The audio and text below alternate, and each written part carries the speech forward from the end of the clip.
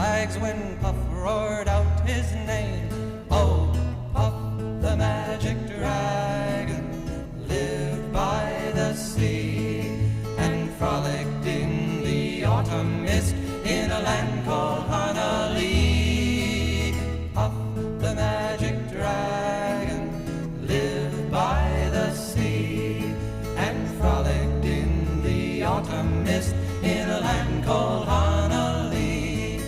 A dragon lives forever, but not so little boys. Painted wings and giant's rings make way for other toys. One gray night